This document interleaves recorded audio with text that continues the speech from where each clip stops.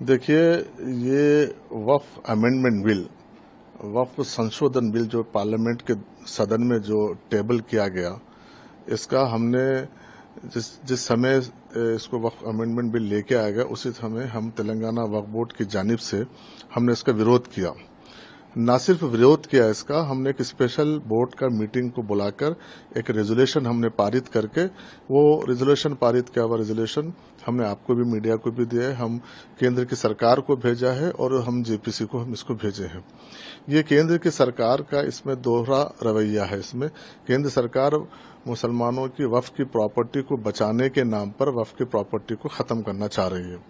मुसलमानों के रिलीजियस के नाम पर, खाने के नाम पर, हिजाब के नाम पर, ट्रिपल तलाक के नाम पर, रिलीजियस अटैक के, मुस्लिम पर्सनल लॉ बोर्ड के नाम पर, शरीयत के नाम पर अटैक की। अभी मुसलमानों के इकोनॉमिक के ऊपर ये अटैक करना, बैकबोन को डैमेज करके मुसलमानों की इकोनॉमी को वीक करना चाहती है।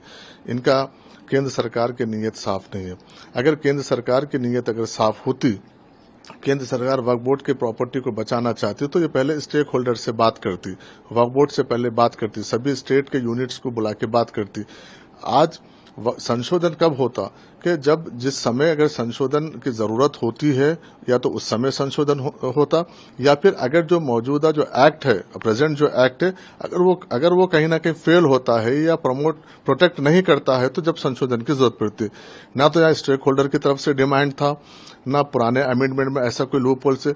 जो वक्फ एक्ट में जो प्रोविजन है, सेम प्रोविजन एनवायरमेंट में भी है। जब वक्फ में अमेंडमेंट की जरूरत है तो फिर एनवायरमेंट में क्यों नहीं किया जा रहा है? तो ये केंद्र सरकार जो वक्फ बोर्ड की जो प्रॉपर्टी है बचाने के लिए, वक्फ बोर्ड की प्रॉपर्टी हड़पने के लिए, और उनके जो इंडस्ट्रियलिस्ट जो घराने हैं, बड़े बड़े घराने हैं, उनको कहना कि वक्फ के प्रॉपर्टीज देने के लिए आज केंद्र सरकार कर रही है। इसके लिए हम पूरा इसका हम अपोज करते हैं। न सिर्फ कांग्रेस पार्टी, राहुल गांधी जी के नेतृत्व में कांग्रेस पार्टी के साथ साथ पूरा अपोजिशन इसका फ्लोर में, पार्लियामेंट के सदनों में इसका विरोध कर रहा है।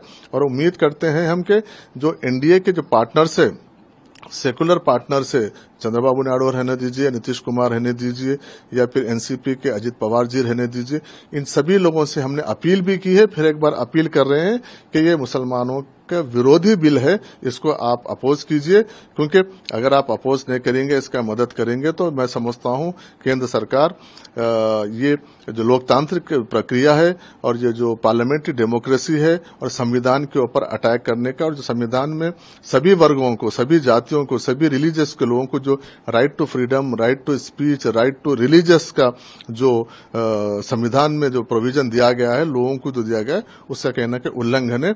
इसलिए हम चाहते हैं कि सभी पार्टियां, अपोजिशन पार्टी के साथ साथ एनडीए के जो मित्र पक्ष है, उनसे भी हम अपील करते हैं कि इस बिल का विरोध कीजिए।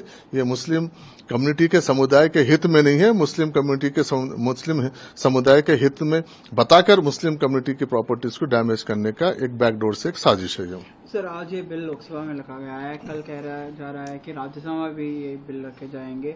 तो अगर ये बिल पास हो गया तो आपको क्या लगता है इससे तेलंगाना वक्फ बोर्ड को किस तरह की समस्या आ सकती है? नहीं, देखिए, ये इसमें जो समस्या आएगी तो आएगी, अलग बात है, लेकिन इसमें कॉम्प्लिकेशंस इतने बढ़ जाएंगे। अभी वक्फ बोर्ड के बहुत सारे इश्यूज ऐसे हैं कि सब जुडिस मैटर्स है, कोर्ट में चल रहे हैं।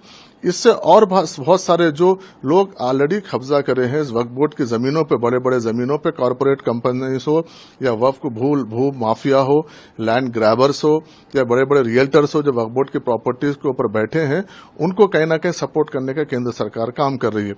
उसके साथ वक्फ बोर्ड लंबी लड़ाई लड़ रही है, कोर्टों में लड़ रही है, और हम आगे भी लड़ेंगे। उसमें यह होगा कि ना वो लोग टाइटल प्रूफ करेंगे, हम हमारा टाइटल बताएंगे, क्लेम करेंगे, फिर वो अपना टाइटल बता नहीं पाएंगे। इसमें कहना कि लंबा जाएगा। इसलिए मैं ये चाह रहा हूं कि अगर केंद्र सरकार वक्फ की जायदादों को, प्रॉपर्टीज को, उनकी लैंड्स को बचाने की कोशिश कर रही है, तो वक्फ बोर्ड को जुडिशरी पावर्स दीजिए, हम सेव करेंगे। आपकी आधी लड़ाई तो हमारी रेवेन्यू डिपार्टमेंट से है, गवर्नमेंट से, सरकार से है। जब हम सरकार से है तो क्या सरकार हमारे साथ न्याय करेगी? अब नहीं किए तो सरकार कल कब क्या न्याय करेगी?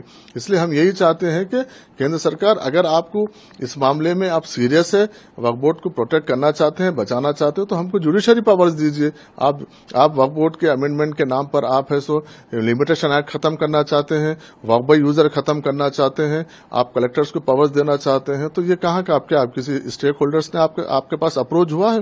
कुछ नहीं हुआ। तो फिर सेम प्रोविजन जो वक्फ बोर्ड में जो प्रोविजन है वही प्रोविजन हिंदू एंडोमेंट में है, तो फिर उसमें क्यों नहीं कर रहे हैं आप?